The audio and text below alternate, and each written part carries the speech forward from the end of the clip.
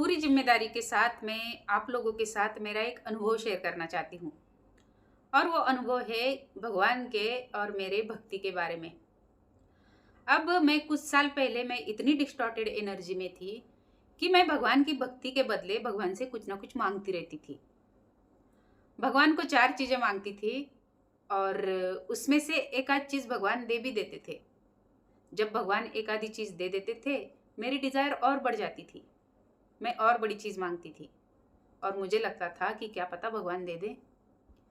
अब ऐसा करते करते मैं बहुत बड़ी भिखारी बनती जा रही थी। ये चीज़ जब जब रियलाइज़ हुई कि मैं हमेशा भगवान को मांगती रहती हूँ, मंदिर जाती थी तो मेरी कुछ ना कुछ मांग होती थी। हर मंदिर में मेरा कुछ ना कुछ भगवान के पास मांगना ही होता था। फिर मुझे रियलाइज़ हुआ कि मैं भगवान के पास बहुत ज़्यादा मात्रा में मांग रही हूँ, जितनी मैं भक्ति भी नहीं कर रही थी।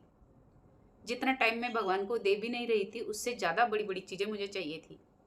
बल्कि हर चीज़ मेरे पास थी। ऐसा नहीं है कि मेरे पास कुछ चीज़ें नहीं थी। हर एक चीज़ मेरे पास थी, लेकिन फिर भी मैं माँग रही थी।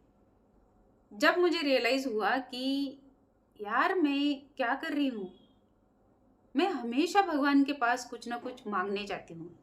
भगवान के भक्ति के बदले मैं कुछ ना कुछ माँग रही हूँ।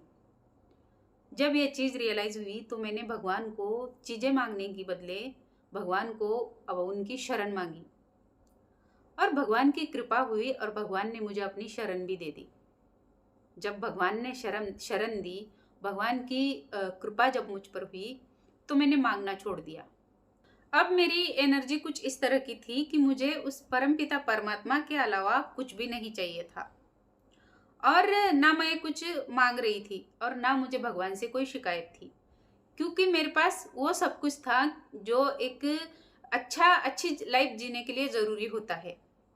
घर था, कपड़े थे, एक अच्छा खाना था, सब कुछ भगवान ने दे दिया था। और उसके बाद भी मैं माँगती रहती थी और उसके बाद भगवान की कृपा हुई और भगवान ने मुझे अपनी शरण दी और उनके शरण देने के बाद मेरी एनर्जी जो है कुछ इस तरह की हो गई कि मुझे लाइफ में परमपिता परमात्मा के अलावा कुछ किसी चीज़ की चाह नहीं बची थी। असली चमत्कार तो उसके बाद हुआ।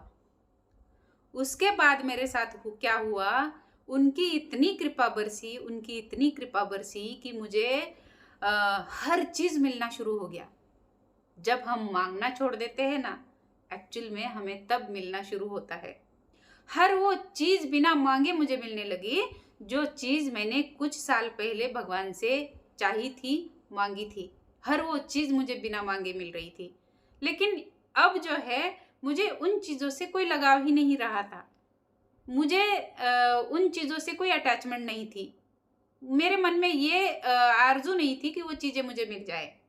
लेकिन जब भगवान को मैंने माँगना छोड़ दी, भगवान के पास मैंने सब कुछ माँगना छोड़ दिया, सब कुछ सरेंडर भगवान को कर दिया, उस समय मुझे सब कुछ मिलना शुरू हुआ। अचानक से प्लान बनने शुरू हुए, अचानक से चीज़ें आने लगी, अचानक मैंने ये घर भी अचानक से ही खरीदा, 2 ही दिन में प्लान हुआ और 2 ही दिन में मैंने ये घर खरीद लिया।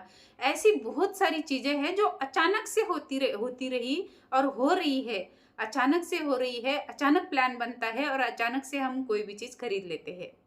तो ये मैं वीडियो इसलिए बना रही हूँ कि हम जो भगवान को माँगते हैं ना, तब हमारी एनर्जी लेने लायक नहीं होती है। हम जब माँगना छोड़ देते हैं, हम उस चीज़ों से अटैचमेंट छोड़ देते हैं, यानी कि हम हर चीज़ से जब डिटैच हो जाते हैं ना, तब भगवान देना शुरू करते हैं। उनको पता होता है कि हमें कब और क्या देना है।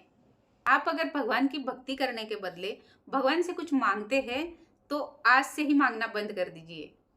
यकीन मानिए मेरा, जब माँगना बंद कर दोगे और हर चीज़ से डिटैच होके परमात्मा से अटैच हो जाएँगे, तो आपको सब कुछ मिलना शुरू हो जाएगा। अब मैं अपने वीडियो को देती हूँ विराम। आप अपना रखिएगा ख्याल और इस मदर अर्थ को दे दीजिएगा ढेर सारा प्यार। हर हर महादेव, जय श्री महाकाल, राधे राधे।